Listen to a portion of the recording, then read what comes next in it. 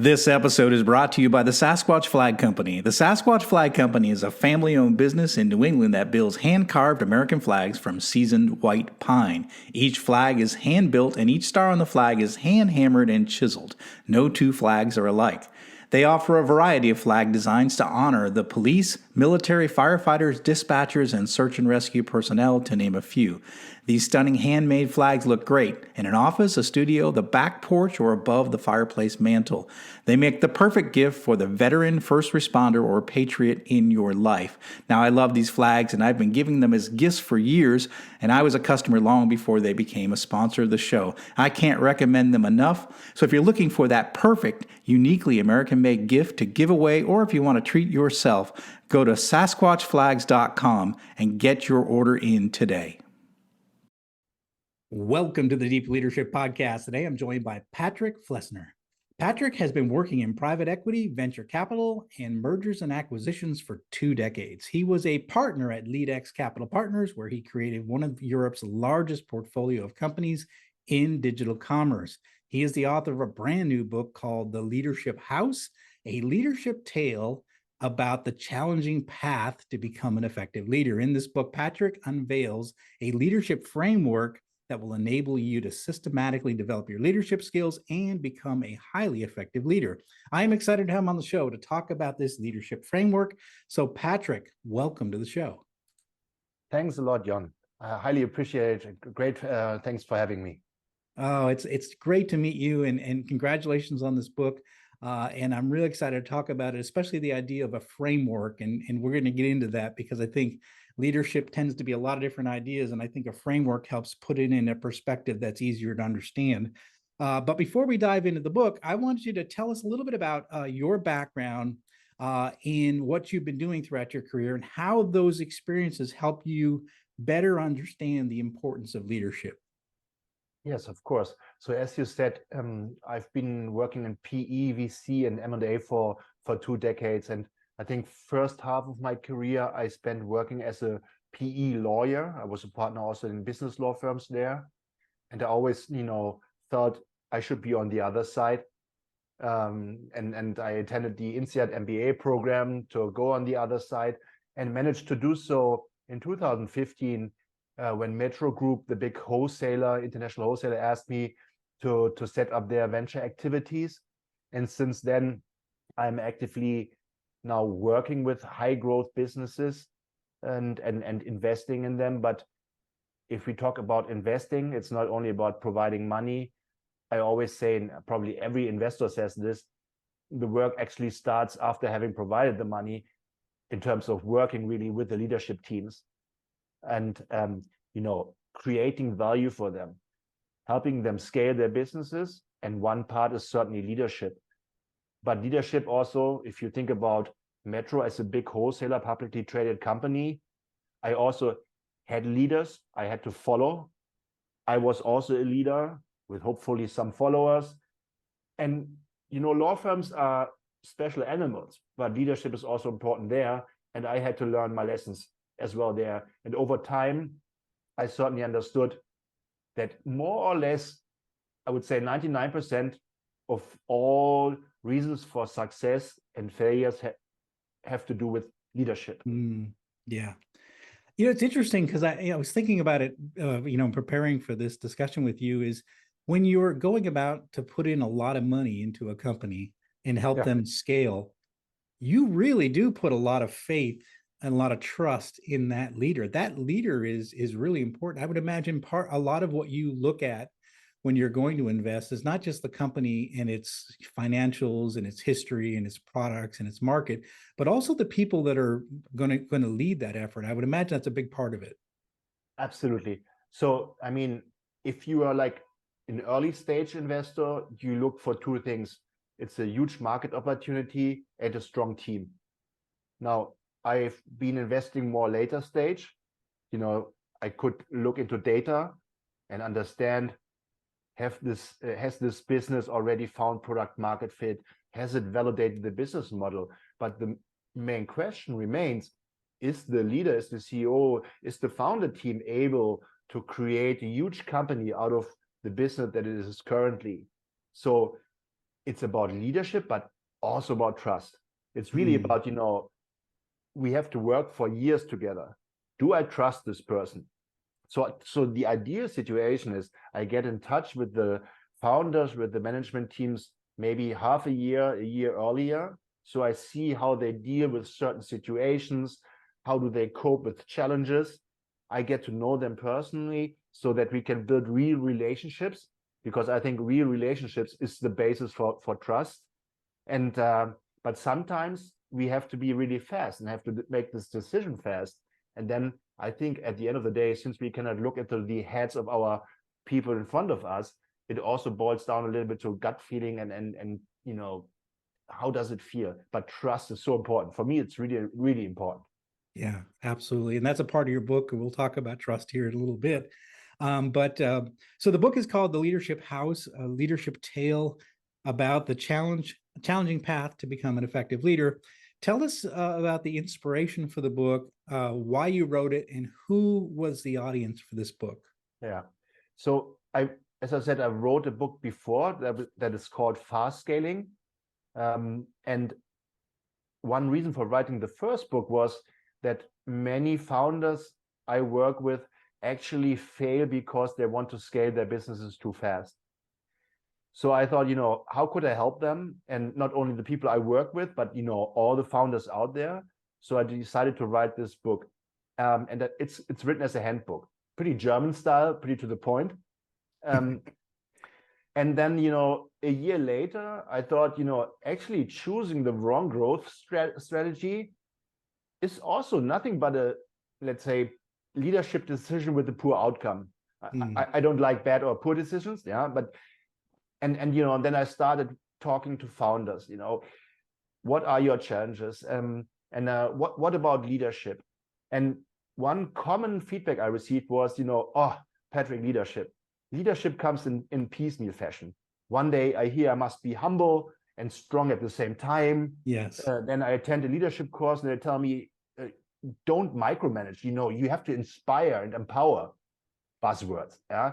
And then, I also worked for a publicly traded company. I also participated in this once a year trust building activities off site. I know, but what we do, we are back in the trenches and we lead following our gut feeling.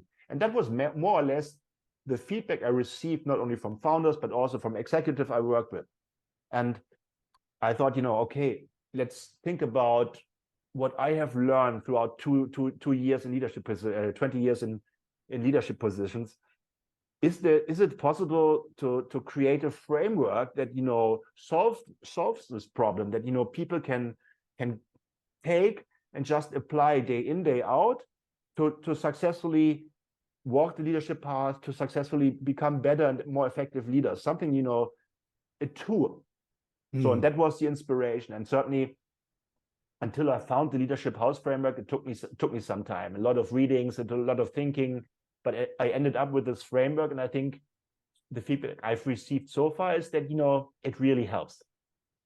I think it's important. I think the framework is important, and we're going to get into that. And I'm really excited about that idea, that concept, because frankly, I've seen the same thing. There's 15,000 books been written on leadership, and you can take it in all these different directions. But I think we need more and more tools to help package leadership in a way that helps people to be more effective in what they're doing. So I'm my hat's off to you for doing this, to create this framework, because I think it's really important. Question to you though, this is sort of based, this is a leadership story about a CEO who walks a challenging path. So why did you write it as a story? I was kind of interested in why you took that path versus as you said, your first book was a little more direct and to the point, and so this one's more of a story. I'm curious to know why you chose that style. That's a great question, because actually I wrote this book as a handbook again. So there is another book written as a handbook. But I like this book, and maybe it becomes a working book later on. But when I thought about it, it's like, it's kind of my style again, straight to the point. But I thought, if I wrap this framework into the story, and then share in the story also real life experience I have made, could it be more tangible for people? if they read the story, they have fun, they enjoy the story, and while moving through the story, they move through the framework and learn why the elements are important, what they mean, and how they can apply it. I've never written a novel, so I didn't know whether I could do this. So I was, running around for probably 6 weeks, and then suddenly I woke up 3 o'clock in the morning, went downstairs, grabbed a coffee, went to the basement, and started writing. And now it's about whenever I open this book, I'm still curious and still don't really believe that I have really written this. Wiley's publishing it, so but it seems I have a creative source somewhere. I love it. I love it.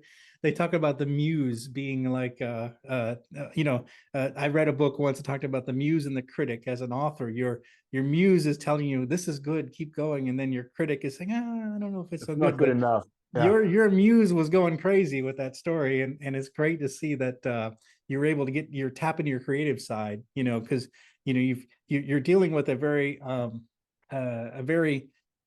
I don't know, the best way to describe it is much more black and white issues, more business issues, whereas the creative side, the story side of it is much more open and fluid, and you bring in those two together. And again, I think it's really important that we as humans, we connect to stories a lot more than just facts and figures. Yeah. So the story, using a story is I think a brilliant way to do it, because you're going to be teaching fundamentals, but you're going to do it in a way that is going to be more appealing to readers, and they're more likely to get information out of it. So my hat's off to you putting it in a story format. In fact, our last guest in our last episode, we talked about the power of storytelling, and you're using storytelling to teach these principles. So it's a great approach. So why do you think, and we've touched on it a little bit, why do you think it's important that we try to understand leadership as a framework? How the idea of a framework, why is that helpful? Yeah, I think all the books that we read and all the advice we get this is often very good advice, very good books. But I think, in my own experience, as I said before, if people tell me certain things, I may apply them, but do I really make the leap from leader to highly effective leader? I'm getting a bit better, but I'm still concerned, do I actually understand leadership? And it took me a long time, leadership was also for me something I couldn't really grab and get my head around. And this is also what, everybody actually tells me, it's helpful, but it's not the way. It doesn't show me the way I need to go. And the framework, is something, and also the leadership house is kind of a picture, right? You have a foundation, you have pillars, and you have a roof. It's something that you can remember. I believe, for example, that trust is the foundation of leadership, of the leadership house. If you like the framework, if you like the book, you will never forget that. And you will, if you go back to work and think about leadership, you will automatically think about trust and how important it is to build trusting relationship with people. Because in trusting relationships, we feel safe. And if we feel safe, like in the family, we do not hesitate. We do not watch our backs. We challenge one another. We give negative feedback, because everybody knows it's not about the person. It's more about the topic. It's about in leadership, it's about the team, about the goal. If you build trusting relationships, and trust is important for the team, but it's important also if you want to hold people accountable. It's easier to hold people accountable if the people know that it's not against them. It's they trust you, that you are there because you want the best for them and for the best for the team. So trust has implications for everything. And this is also why I've chosen not to put the team as the foundation, but trust. So we've got trust as the foundation. What are some other elements that are in the framework? Yeah, so I think based on trust, there are actually, I would say, three parts. The first is, how to build a strong team. The second is how to set up a team for success. And the third is to make execution possible, to really get to the results, right? And let's talk about a little bit about the first three elements is trust and how to build a strong team. Strong team is the first pillar. Yeah, if I talk about a strong team and ask leaders what is a strong team, very often, and I would be curious to hear what you hear, but the answer is I need to put the right people in the right roles. Yeah, but you may like sports. I like soccer, for example. I don't know whether the PSG, Paris soccer team. They definitely have the right people in the right roles, but they don't win. They will never ever win the championships. And in my view, they are not working as a team. Yeah. So for me, it's more about having the right people in the right roles. Having the right people for me has actually two dimensions, and this is functional fit, but then cultural fit. Yeah. Do we embrace the same values? And one value should be always, in my view, teamwork. If we have teamwork, it's all about the team, about the success of the team, then I think you create a team that is more than the sum of its parts. And therefore, for me, it's about trust, strong team as the first pillar, and then shared values as the second pillar. It has to do with culture, to be honest, creating a strong culture, which is also difficult, another buzzword. Yeah, for sure. Yeah, we hear culture talked about a lot. And in fact, I posed a question on Twitter the other day, which was, how does a good leader fix a bad culture? And it was interesting, some of the responses, but some of them were like, oh, a leader doesn't affect the culture that much. And I'm thinking, that's not my experience. In turning around 8 different manufacturing businesses, it was all about the culture. It was all about establishing the right culture. As I came in as the new leader to try to turn the business around, it was always about putting together what were the most important things, what were the priorities, what were the standards that was acceptable, what wasn't acceptable, and our goals in where we wanted to take the business. That was a big part of it, was establishing the right culture. So how is culture important in your view? So it's funny that you say this, because I've already started working on the third book. It's about culture, it's about company culture, and it's the intersection between change management or change leadership and culture. So it's about, someone, it's a family business this time. Yeah. And the reason for not performing well is a dysfunctional organization, but because an unhealthy culture, and the protagonist needs to change the culture, and she needs to change leadership to get going. So, because I agree what you say, culture is so important, and you can change culture, but it's difficult. It's not something you do overnight by just saying let's embrace different values. I mean, probably you also know leaders who decide to put a few values on the wall and in the entrance hall, and believe now everybody will behave differently. That's not the way it's going to work, right? Right. Because it's really the it's not just the words of the leader, but it's the actions of the leader and how they back up what they say. If they say this is the way we're going to be from now on, the second that they violate that through their actions, then it's just words. They're not important. It's words, and it's how the leader puts that in action that is so important when it comes to turning changing a culture that might be, it might not be performing at a high level, and you want to bring it to a higher level. A lot of it is doing what you say you're going to do, and making sure your words match, your actions match your words. Yeah, absolutely. And you cannot even behave in a wrong way once. If you do that once, people think you will probably do that more often. So culture, the values are not so important. So it's really important to be a role model. And also the third book will actually have a framework. And I think if you want to change culture, it's also about creating this kind of sense of urgency, about building like a core team that wants to create this change. And one reason for writing the third book is, again, the same. people don't know how to do it. Right?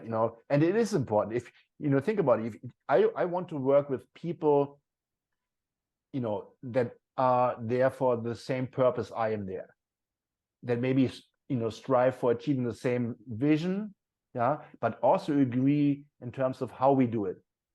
And that's for me, culture is purpose. Why do we do the things we do? Vision. What do we want to achieve? Are we aligned in this regard? And then how do we want to achieve this? Our values. Do we agree? I think if everything is aligned, we will see the desired behavior of our team members. And if values are not aligned, simple example is 80% want to collaborate and 20% don't care. Right? And if the leader accepts this, it's already the start of the end, because others will see that collaboration is not important. So you will see the few people who are not living up to the values, infect the others. So it's really, as a leader, about being a role model, about being consistent, about walking the talk. Yeah, absolutely, for sure. You got me thinking. I've been thinking about this as I saw it in the book. This idea of teamwork, you call it the secret sauce of successful teams. And then you also say that it's not about just putting the right talent in the right position. You have to create, again, I've been on some amazing teams, and when it all hits, it's amazing. It's so the sum is greater than the parts, right? When you create this teamwork. What are some ideas or thoughts of how we develop those really special teams that have that gel and that work together to achieve a common objective? What are some ideas, maybe from the book or your own experiences, that help us get that team to be performing like a team and not just some all-stars that are in some positions? No, yeah, absolutely. I think, and many of the other elements of the leadership house framework are about ensuring that teams collaborate, about generating teamwork. Maybe one other pillar is called shared goals. So we all know that let me start that way. Purpose, why do we do the things we do? Important. Vision, great. But purpose and vision, many times rather intangible. We cannot say, here's our purpose, here's our vision, let's go and get there. You don't see necessarily people collaborate. They might start at different ends. They might do not reach out to each other. So there must be something more tangible. And these can be more short-term goals, like, maybe 3 to 5 goals. The question now is, and many leaders I worked with thought, they had to tell their teams what to do. I'm disagreeing. At least if you have created a strong team, right people, right roles, same values, they trust each other. Why do I want to tell them now what to do? Hopefully I have hired people who are smarter than I am, at least in their area of expertise. So I don't tell them what to do. I involve them in the goal setting process and ask them, this is our vision. What do you think? How do we get there? And, psychologically, in my experience, is, suddenly the goals that I wanted to impose on them become their goals, because they input, they are involved. And they tell me what they think they should do. And the magic happens because they think, that's the right thing to do. And they will do whatever they can to achieve them. And also, if they need help, they start reaching out to people. And if they see that the goals they have created might be missed because some other team members do not live up to the expectations of the team, they might also challenge them. And this is why, and that is only one element, but one element that is important if you want to create teamwork and create a team that works towards goals. I think it's about involving them. I've also talked about accountability. I think it's also an element of the leadership house framework. And accountability is also a buzzword again. For me, it's about holding our team members accountable for both the tasks, but especially for the results they achieve. Mm. And if you hold them accountable for the results they achieve, and if accountability is a value in the team, so everybody knows it's about achieving results, then people work towards results. They won't tell you, well, it's not my fault that we didn't achieve our shared goals. Well, it's not my responsibility. They know, no, it's about the results. And again, if you know that you are measured by the results you achieve, and you see that you might miss them, again, you reach out, you ask for help. Yeah. And you offer help. So all elements for me of this framework, create a team that works together jointly towards goals and executing a vision that the leader may have. But it's really powerful because it's about them, not about the leader. Yeah. That's really important. And the one thing I learned, over doing this for 30 years is is that when I did involve my employees in some of the goal setting that we did, like we used to do an annual offsite with the management teams, we would sort of say, okay, where do we want to go this year? Here's what we did last year. Where do we want to go this year? And I really involve the leadership team in sort of setting up the goals for the business for the year. Yeah.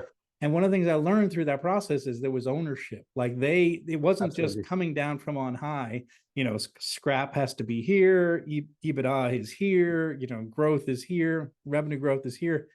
It was more a bottom up, like what did we do right?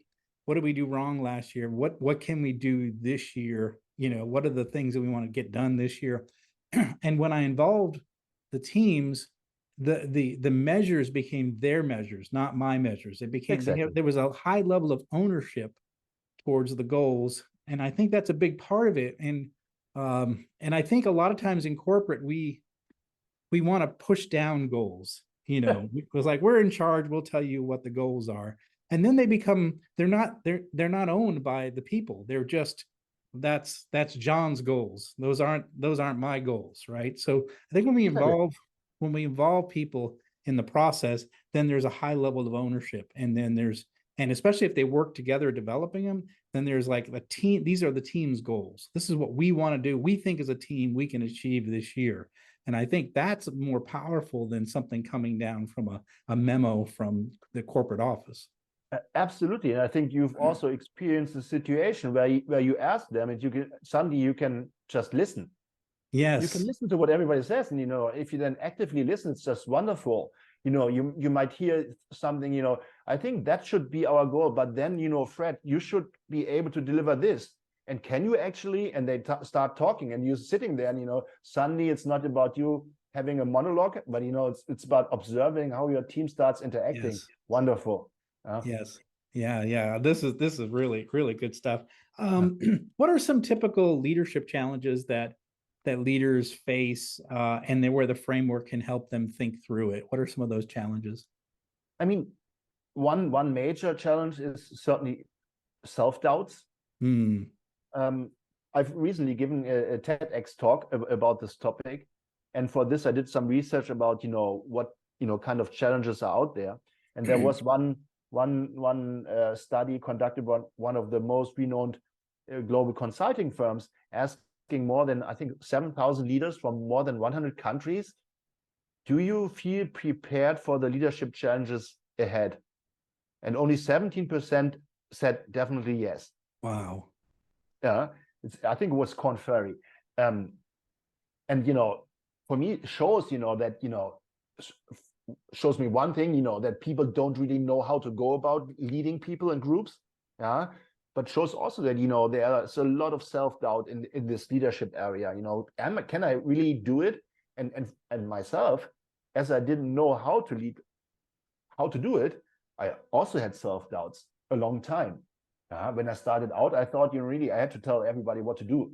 Right. I still remember this in my law firm, when I was pretty junior, I was onto everything. Yeah, but that's not leadership, So it's also for me about walking this path.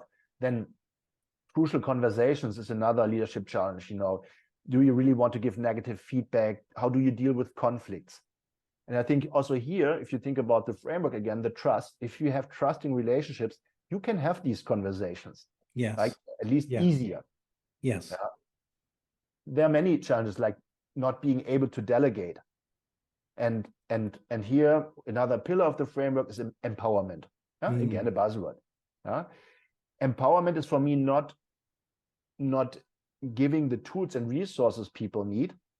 It's about, enabling the team members to make important decisions. Yes. So that we do not become bottlenecks. Yes. And at the same time, it motivates people. It reinforces the trust because they see that we trust in their capabilities. And yes. if you have followed the framework and have created a strong team, why would I now, want to approve everything? Right? It feels a little bit like losing control, but empowerment is not about losing control. It's about giving control to the people who can best handle it, to the strong team. Yes. So this is also a way why this element of the framework helps leaders overcome the leadership challenges. But yeah, probably 10, 12 challenges. Communication is certainly also a topic. And I think if there will ever be a second edition of this book, probably communication will be a new pillar. Yeah, I mean, such an important part of leadership. We cover that, and a number of different guests talk about communication on the show because it is a big element in the leadership journey as well. I think I love what you're talking about with respect to empowerment. One of the things that we learned in the Navy was that you have to delegate authority, but as a leader, you maintain responsibility. What does that mean? It means that you give your team the ability to make the decisions and to make the call, but you as a leader are ultimately responsible. You don't give up that. And so a lot of times in corporate, what I saw was we delegated responsibility and we maintain authority. So we would hold our team members accountable for the results, and they, fire them, write them up, yell at them when they didn't reach the goals, right? But then we kept all the authority at the leadership level, and you have to come to me for permission.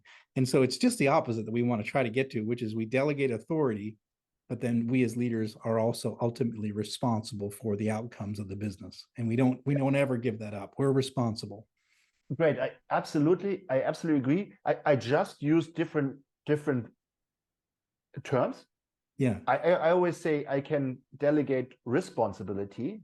I can say you are responsible for this and that, but ultimately accountable. Yes. I'm ultimately accountable. Yes. Because whatever, I hear people say, it is his fault, but either you have hired that person or you have hired the person who have hired that person. Yes. Or you have created the team. Whatever the team doesn't get right, it's ultimately your fault as a leader. You are in charge of leading people. Yes. Of making sure. So you can delegate responsibility, but you can never ever delegate accountability. That's the terms I use in this context. Similar, yeah, same concept, but the idea is that we own it. If something goes wrong on your watch, it's your fault as the leader. Yeah, it's just the way it is. So yeah, absolutely. So what we're getting close to the end. What final message would you like to leave to all the leaders that are listening into this show from the book or your experiences? Yeah, thank you for this opportunity. My TED talk, I ended it with the following. I asked, what if we went back to work and applied the Leadership House framework? I'm convinced we could become more effective leaders, right? And then I said, what if we also shared the Leadership House framework with our leadership teams and the broader organizations? I'm convinced we could turn our followers into leaders themselves, and suddenly maybe the effective leadership trickles down the organization. And if we come back to the 17% of Korn Ferry, creates people more than 70% in organizations who embrace leadership and know what to do. So my wish would be, if you like the framework, if you find value in it, share it, apply it, and then hopefully, this book is not about, unfortunately, you're also an author. It's not about getting rich. It's about helping other people to become better. Yes. Right. So I'm so grateful for the opportunity to share it here with you, Jon. and I'm happy if people find value in it, reach out to me and tell me it was helpful. Thanks a lot. Whatever. Also negative feedback, certainly. Yes, absolutely. So how can our listeners find out more about you and this new book? Yeah, I mean, the new book is already, it can be pre-ordered on Amazon. And I think if you broadcast this episode, it's already available on Amazon. Wiley will also put it in the bookstores across the globe. I hopefully stumble over one at one point in time. I can't wait for this moment. So, yes, I always say it's always fun to see your book in the wild. I call it in the wild. You see one of your own books, like, oh, that's my book. That's, I can't wait to have this opportunity. No, and they can also certainly on LinkedIn. I'm pretty active on LinkedIn, to be honest. And there's a website, patrickflesner.com, where you can also contact me. I'm also doing keynotes. So if you think leadership is a topic, please reach out. Happy to do so. Okay, fantastic. We're going to put links in the show notes for those resources. The book is called The Leadership House, and it gives a framework, an excellent framework for leadership told in a story, which is interesting, and you're not going to want to put it down. I highly recommend this book. It's called Leadership House. It's brand new. It's coming out. It'll be here at the end of April. It'll be coming out, and so we'll have links in the show notes. I highly encourage you to pick this book up. If you're struggling to get your hands on what is leadership, this is going to give you a framework to help you understand that. And it's, Patrick, I really appreciate you writing this book, because I think you're right. It's hard to, it's like Jello. It's hard to get a handle on leadership. It's a lot of different things. And so developing the framework, I think, makes it easier for leaders to get their hands on and understanding what leadership is all about. So thank you for writing this book. And leaders, I highly encourage you to check it out. Check out the links below. So Patrick, thank you for coming on the show. Thank you for sharing this new book. And I wish you the best with this book as it comes out. And I hope it really takes hold and it sells all over the world. Thanks so much. And I really appreciated this conversation. It was really fun. And as I said before, talking with someone who's so knowledgeable about leadership is always a pleasure. Thank you. Yes, thank you as well. I really appreciate it. Well, that's it for today. Thank you for listening to Deep Leadership. If you like this podcast, please subscribe and share so we can continue to build a world with better bosses. Until next time, this is John Rennie saying take care and lead well.